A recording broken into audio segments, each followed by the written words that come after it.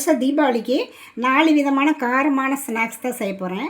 அதுக்கு வந்து இன்றைக்கி வந்து ஓமப்படி பலகாரங்கள்லேயே காரமான பலகாரத்துலேயே ரொம்ப ஈஸியானது இது ஓமப்பொடி தான். நான் எப்படி செய்கிறேன்னு செஞ்சு காமிக்கிறேன். வாங்க வீடியோக்குள்ளே போகலாம்.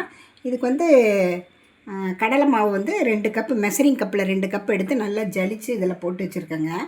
அப்புறம் அரிசி மாவு வந்து ஒரு அரை கப்பு, இது 2 கப்புனால் இது வந்து அரை கப்புங்க. அப்போ தான் கொஞ்சம் கிறிஸ்பியாக இருக்கும் ஓமப்பொடி. அதுக்காக இதில் வந்து மஞ்சள் தூள் வந்து ஒரு 1/4 டீஸ்பூனு, மிளகாத்தூள் வந்து ஒரு அரை டீஸ்பூனு, இதுக்கு அளவாக உப்பு போட்டுக்கலாம். அப்புறம் பெருங்காயத்தூள், கடல மாவில் எந்த பலகாரம் செஞ்சாலும் நம்ம வந்து பெருங்காயத்தூள் சேர்த்திக்கணும். அப்புறம் நல்லா எண்ணெய் வந்து ஒரு குழிக்கரண்டி வந்து சூடு பண்ணி வச்சுருக்கேங்க. அதையும் நல்லா இதோடு சேர்த்து எல்லாம் ஒன்றா கலந்துக்கலாங்க. எல்லாம் ஒன்றா கலந்துக்கலாம்.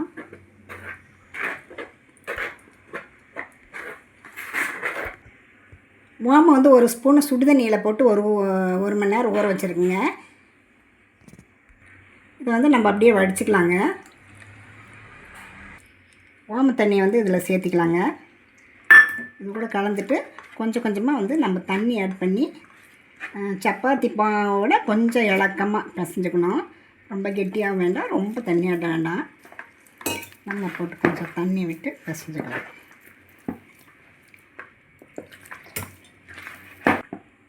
பாருங்கள், இந்த மாதிரி பிசைச்சுக்கணும். தொட்டை அப்படி பிசு பிசுன்னு ஒட்டுற மாதிரி இருக்கும். இந்த மாதிரி பிசைச்சிட்டு இது ஒரு ஓரமாக வச்சிடலாம். முறுக்குழாய் எடுத்துகிட்டு இந்த இடியாப்ப புளியரை இந்த அச்சு எடுத்துக்கலாங்க. இதுக்கு வந்து நம்ம அப்படியே எண்ணெயை வந்து தடவிக்கலாம். அப்போ தான் ஒட்டாமல் இருக்கும்.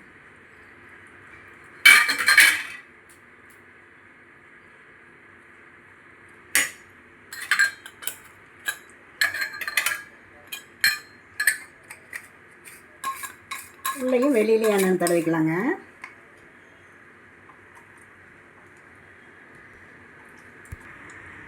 ஸ்பூனில் அப்படியே எடுத்து இந்த முறுக்குழாயில் போட்டுக்கலாங்க.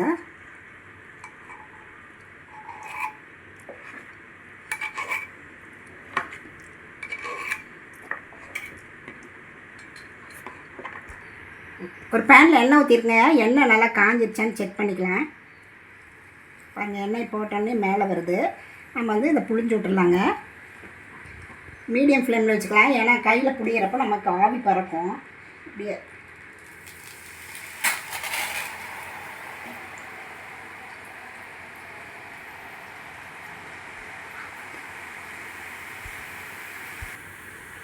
பாருங்கள், ஒரு பக்கம் இதானதுக்கப்புறம் நம்ம அப்படியே திருப்பி விட்டுக்கலாம். சும்மா ஒரு நிமிஷம் இருந்தால் போதும், ரொம்ப நேரம் இருக்க வேண்டாம். அவ்வளோதாங்க, ரெடி ஆகிடுச்சு. எடுத்துடலாம். அடுத்தது புரிஞ்சுக்கலாங்க.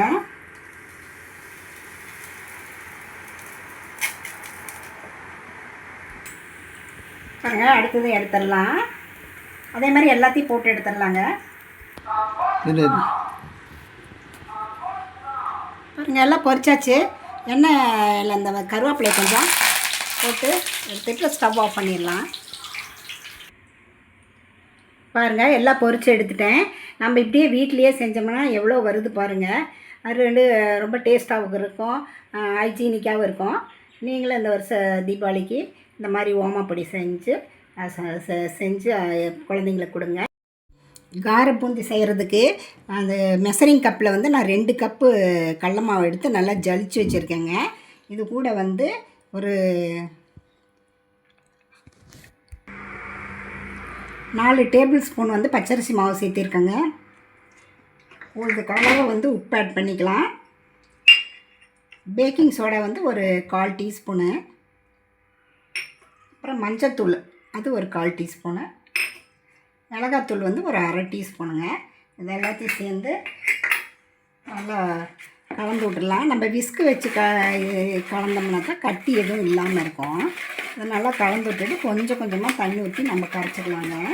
இது வந்து இனிப்பு பூந்தி செய்கிற மாதிரியே தான், அதே அளவில் தான் நம்ம கரைக்கணும். கொஞ்சமாக தண்ணி ஊற்றி கரைச்சிக்கலாங்க. நான் ஒரே அடியாக தண்ணி ஊற்றினோம்னா கட்டி விழுந்துடும். அதனால் கொஞ்சம் கொஞ்சமாக தண்ணி ஊற்றி கரைச்சிக்கலாங்க. பெருங்காயத்தூள் வந்து ஒரு பிஞ்ச் போட்டுக்கலாங்க. அப்போ தான், ஏன்னா கடல மாவுனால நம்ம பெருங்காயம் சேர்த்திக்கலாம். நல்லா விஸ்கு வச்சு கலர்னோம்னா எந்த கட்டியும் வராது. நல்லா கலக்கி விட்டுருலாங்க. மாவு இப்படி கரண்டியில் விட்டு இப்படி விட்டோம்னா மாவு அப்படியே உள்ளே போகணும். அப்படியே டெபாசிட் ஆகாமல். இதுதான் வந்து நமக்கு வந்து பதங்க. ஒரு கடாயில் எண்ணெய் ஊற்றி வச்சுருக்கேங்க. எண்ணெய் நல்லா காஞ்சி கரண்டியில் இப்படியே விடலாங்க. பாருங்கள் முட்டை முட்டை எப்படி வந்துருக்குன்ட்டு. நல்லா இப்படி கிளறி கிளறி கொடுக்கலாங்க. நல்லா கொஞ்சம் இது செவக்கணும். இனிப்பு பூந்திக்கு மாதிரி 30 நிமிஷத்தில் 30 செகண்ட்ல எடுக்க முடியாது. இது நல்லா கொஞ்சம் செவக்கிற வரைக்கும் நல்லா கொஞ்சம் எண்ணெயிலே இருக்கட்டுங்க.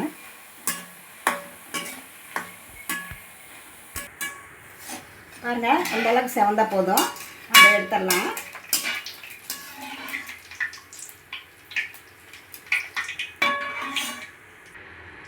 பாருங்கள் ஃபஸ்ட்டு பேட்ச் எடுத்தாச்சு. அடுத்தது மறுபடியும் அடுத்த இது ஊற்றிக்கலாம். நல்லா அப்படியே குண்டு குண்டாக எந்திரிக்குது பாருங்கள். அப்படியே இப்படி டேப் பண்ணால் போதும். கடைசியில் இருக்கிறது அப்படியே தேய்ச்சி விடலாம். பாருங்கள் எல்லாம் இப்படி குண்டு குண்டாக இருக்குன்ட்டு. இது நல்லா செவக்கட்டுங்க. செவந்ததுக்கப்புறம் இதை எடுத்துடலாம். பாருங்கள் இது செவந்துருச்சு. ரெண்டாவது போட்டது. இது ஒரு 1/4 கப்பு பச்சை வேர்க்கடலை காஞ்சது இருக்குங்க. அதை அப்படியே இந்த எண்ணெயிலே போட்டு அப்படியே பொரிச்சுக்கலாம். பாருங்க வேர்க்கடலை பொரிஞ்சிருச்சு. அதை எடுத்து அந்த மிக்சரோடு சேர்த்திடலாம். பொட்டுக்கடலை ஒரு 1/4 கப்புங்க. அதையும் பொரிச்சுக்கலாம். பொட்டுக்கடலையே வறுபட்டுருச்சுங்க. அதையும் இந்த பூந்தியோடு சேர்த்தி கொட்டிடலாம். பூண்டு தட்டி வச்சுருக்காங்க ஒரு கட்டி. அதையும் இதிலே போட்டு பொரிச்சுக்கலாம். பாருங்கள் பூண்டு பொரிஞ்சிருச்சு. அதையும் எடுத்து அதிலே கொட்டிடலாம். கருவேப்பிலை ஒரு 2 கொத்துங்க. அது இந்த சூட்லேயே இருந்தால் போதும். அடுப்பு ஆஃப் பண்ணிவிட்டு இதை அப்படியே எடுத்துடலாம். இந்த வேர்க்கடலை பொட்டுக்கடலை பூண்டு இதெல்லாம் சேர்த்து எல்லாம் போட்டு கலந்துக்கலாங்க. கலந்து நம்ம ஒரு ஏர்டைட் கண்டெய்னரில் போட்டு வச்சிட்டோம்னா நவுக்காமல் இருக்கும். அப்புறம் நம்ம குழந்தைங்களுக்கு கேட்குறப்ப நம்ம போட்டு கொடுக்கலாம். பாருங்கள் கருவேப்பிலை அப்படியே மேலே இல்லைன்னா ரொம்ப பொடிஞ்சிரும். அதனால மேலால் தூவி வச்சுருக்கேன். இது மாதிரி நீங்களும் இந்த மாதிரி ட்ரை பண்ணி பாருங்கள். தீபாவளிக்கு இந்த மாதிரி பூந்தி செஞ்சு அசத்துங்க. அடுத்ததாக நம்ம முறுக்கு செஞ்சுக்கலாங்க.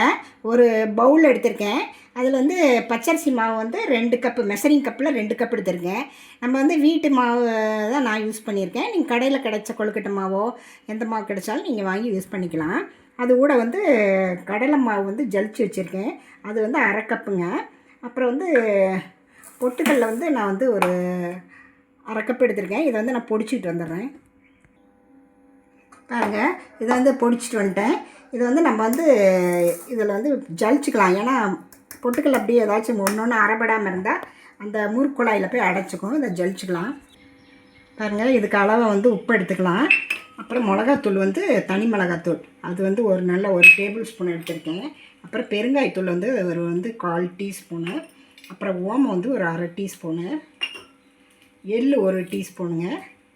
இதெல்லாம் நான் இப்போ கொடுத்து நம்ம எல்லாம் ஒன்றா கலந்துக்கலாங்க. 3 டேபிள் ஸ்பூன் வந்து எண்ணெய் நல்லா காய்ச்சிருக்குங்க. இதை இதில் சேர்த்து அப்படியே நல்லா கலந்துக்கலாங்க. பாருங்கள் எல்லாம் ஒன்றா வர மாதிரி ஒன்றா சேர்ந்து வர மாதிரி நல்லா கலந்துக்கணும். கலந்ததுக்கப்புறம் நம்ம கொஞ்சம் கொஞ்சமாக தண்ணி ஊற்றி பிசைஞ்சிக்கலாம். ரொம்ப தண்ணி ஏட்டுக்கதை போயிருப்போது. முறுக்குக்கெல்லாம் கொஞ்சம் கெட்டியாக தான் சப்பாத்தி மாவு பதத்துக்கு தான் இருக்கணும். அதனால கொஞ்சம் கொஞ்சமாக தண்ணி ஊற்றி நம்ம பிசைஞ்சிக்கலாங்க. பாருங்கள் இந்த அளவுக்கு பிசைஞ்சு வச்சுக்கலாம். பிசைஞ்சிட்டு அந்த அளவுக்கு 3 கண் உள்ள முறுக்குழாய் எடுத்துருக்குங்க. இதை வந்து நம்ம அப்படியே போடிட்டு உள்ளேயும் வெளியிலையும் எண்ணெய் கொஞ்சம் தடவிக்கலாங்க எல்லா பக்கம்.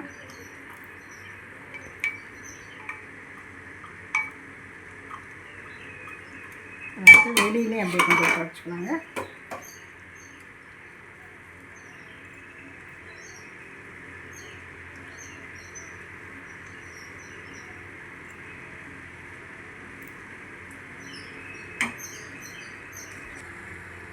எண்ணெய் ஊற்றி வச்சுருக்கேங்க. எண்ணெய் நல்லா காயிட்டுங்க.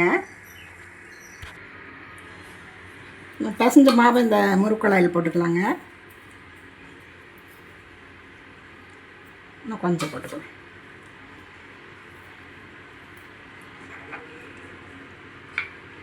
போட்டு இந்த மாதிரி பிளேட் எடுத்துக்கலாம்.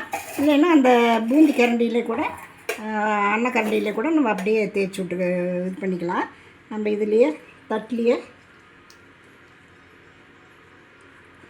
இதை அப்படியே ஒட்டி விட்டுருலாங்க. அதேமாதிரி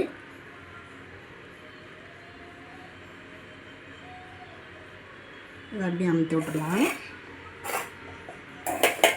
3 மூணாக போட்டுக்கலாங்க. இது மாதிரி ஒட்டிக்கலாங்க. இது வந்து நம்ம எண்ணெய் வந்து காஞ்சிருக்கு, நம்ம செக் பண்ணிக்கலாம் நல்லா எண்ணெய் காஞ்சிருச்சான்னு. பாருங்கள், இப்படி போட்டோன்னே மேலே அப்படியே டக்குன்னு எழுந்து வர மாதிரி டைமில் நம்ம போடணும். எண்ணெய் வந்து முறுக்குக்கு வந்து எண்ணெய் நல்லா ஹை ஃப்ளேம்லேயே இருக்கணும்.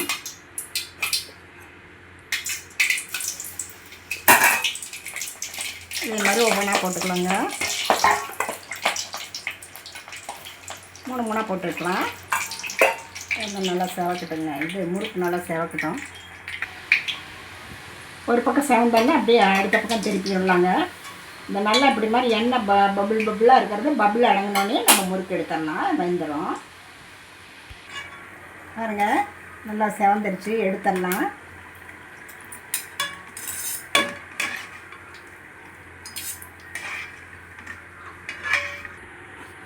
அதே மாதிரி அடுத்த பேட்ச் போட்டுக்கலாங்க. இதை 4 கூட பிடிக்க மாட்டேருக்கு. இந்த தடவை 4 போடுறேன். நான் எண்ணெய் பிடிக்காதான்னு நினச்சேன்.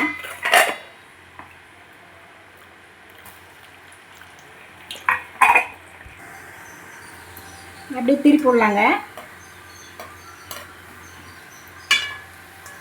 அப்புறம் எண்ணெய் அந்த பபிள்ஸ்லாம் அடங்கினதுக்கப்புறம் எண்ணெய் எடுத்துடலாம், முறுக்கு எடுத்துடலாங்க.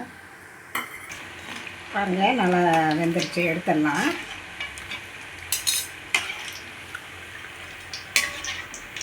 அதே மாதிரி நம்ம எல்லா முறுக்குகளையும் நம்ம சுட்டு எல்லா மாவையும் முறுக்காக சுட்டு எடுத்துடலாம். பாருங்கள், எல்லா முறுக்கையும் சுட்டு எடுத்துட்டேன். 2 கப்பு பச்சரிசிக்கு எவ்வளோ முறுக்கு வந்திருக்கு பாருங்கள். இதை வந்து நம்ம ஒரு ஏர்டைட் கண்டெய்னர்ஸில் காற்று போகாத டப்பாவில் போட்டு வச்சுக்கிட்டோம்னா குழந்தைங்க அப்பப்போ கேட்குறப்ப எடுத்து கொடுக்கலாம். தீபாவளிக்கு நீங்கள் இந்த மாதிரி ட்ரை பண்ணி பாருங்கள். ட்ரை பண்ணி பார்த்துட்டு எப்படி இருக்குன்ட்டு சொல்லுங்கள். ரதியா சமையல் சப்ஸ்கிரைப் பண்ணுங்கள். அடுத்ததான் நம்ம வந்து மிளகு காரச்சேவ் செஞ்சுக்கலாங்க. அது மிளகு காரச்சேவ் செய்கிறதுக்கு வந்து ஒரு மெஷரிங் கப்பில் வந்து கடலை மாவு வந்து 1 கப் எடுத்திருக்கேன். நல்லா ஜலிச்சு வச்சுருக்கேங்க. இதை வந்து 1 கப் ஆட் பண்ணிக்கலாம். இது கூட வந்து பச்சரிசி மாவு வந்து 1/4 கப் எடுத்திருக்கேன். இது வீட்டில் உள்ளதோ கடையில் வாங்கினதோ எந்த மாவாக இருந்தாலும் சரி, அதை ஆட் பண்ணிக்கலாம். அப்புறம் நல்லா மிளகு வந்து 1 டீஸ்பூனுங்க. நல்லா இப்போ இந்த மாதிரி கொட்டி வச்சுருக்கேன். ரொம்ப தூளாக இல்லாமல் குறைன்னு இந்த மாதிரி கொட்டி வச்சுருக்கேன். அப்புறம் ஜீரகத்தூளுங்க, அது ஒரு 1/2 டீஸ்பூனு. பெருங்காயத்தூள் வந்து அது ஒரு 1/4 டீஸ்பூனு. இதுக்கு வந்து அளவாக உப்பு போட்டுக்கலாம். கொஞ்சம் ஒரு 1/4 டீஸ்பூன் மஞ்சள், ஓமம் ஒரு 1/4 டீஸ்பூனு தரித்து வச்சுருக்கேன், அதையும் போட்டிருக்கேன். மிளகாத்தூள் வந்து ஒரு 1/2 டீஸ்பூனுங்க. இதெல்லாம் ஒன்றா வந்து சேர்ந்து கலந்துக்கலாங்க. ஒரு குழிக்கரண்டி எண்ணெய் சூடு பண்ணி வச்சுருக்கேன், அதை இதோட சேர்த்திக்கலாம். சேர்த்திட்டு கலந்துக்கலாங்க.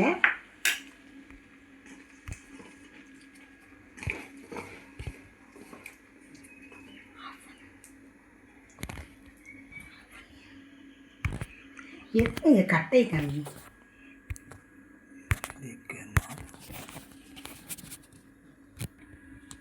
பாருங்க, நல்லா இப்படி பிடிச்சா கையில் இப்படி பிடிக்கிற மாதிரி இருக்கணும். எல்லாம் நல்லா கலந்துட்டு நம்ம கொஞ்சம் கொஞ்சமாக தண்ணி ஊற்றி பிசைஞ்சிக்கலாங்க. சப்பாத்தி மாவு பிசைஞ்சிக்கலாம். பாருங்கள், இந்த மாதிரி நம்ம பிசைஞ்சு வச்சுக்கலாம். இந்த முறுக்கு சுட்ட அதே எண்ணெயிலேயே நான் மறுபடியும் அடுப்பில் வச்சுருக்கேன். எண்ணெய் நல்லா காய வச்சுருக்கேன். செக் பண்ணிக்கலாங்க. பாருங்கள், இப்படின்னு போட்டோன்னே எண்ணெய் மெலிம்பி மேலே வருது. நம்ம வந்து இதை ஒரு முறுக்குழாயில் அப்படியே போட்டுக்கலாங்க.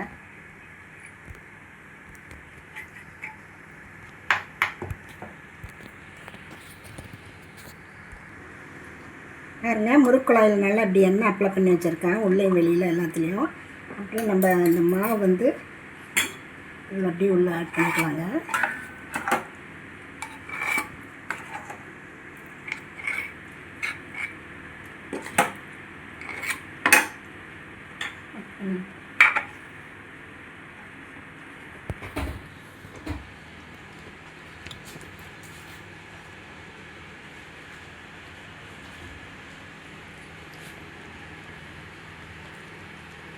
இப்படி அதிலே புழிஞ்சு விடலாங்க.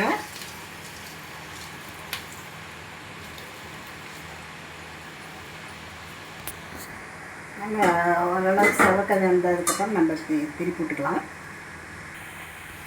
பாருங்கள் இந்த மாதிரி எல்லாத்தையும் அப்படியே கலரி விட்டுட்டுருக்கலாம். நல்லா கொஞ்சம் கொஞ்சம் செவக்க இருக்கட்டுங்களா. அப்படிங்க இந்த பபிள்ஸ்லாம் அடங்கிட்டோம். பாருங்கள் எல்லாம் செவந்துருச்சு. இதை நம்ம அப்படியே எடுத்துடலாம்.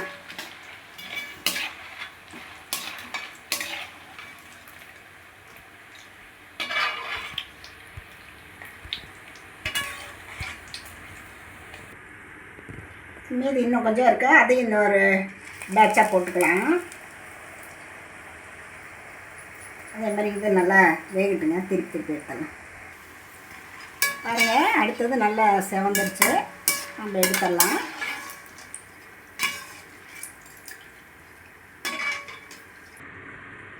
பாருங்கள் இதில் வந்து ஒரு கப்புக்கு இவ்வளோ தான். இந்த பவுலில் வந்து ஒரு பவுல் வந்திருக்கு. இது மாதிரி குறைஞ்ச பொருட்களை வச்சு நம்ம வீட்லேயே வந்து நம்ம வந்து தீபாவளிக்கு பலகாரம் செய்யலாம். அது குழந்தைங்களும் விரும்பி வந்து கேட்டு வந்து சாப்பிடுவாங்க. அது ஹெல்த்தியாகவும் ரொம்ப ஸ்பைஸியாக ஹைஜீனிக்காகவும் இருக்கும். நீங்களும் இந்த தீபாவளிக்கு இந்த மாதிரி 4 விதமான ஸ்நாக்ஸ் செஞ்சு தீபாவளி கொண்டாடுங்க. இந்த வீடியோ உங்களுக்கு பிடிச்சிருந்தா ரதியா சமையலுக்கு சப்ஸ்கிரைப் பண்ணுங்கள், லைக் பண்ணுங்கள், ஷேர் பண்ணுங்கள். அடுத்த வீடியோவில் வேறு ரெசிபியோடு சந்திக்கிறேன். வணக்கங்க.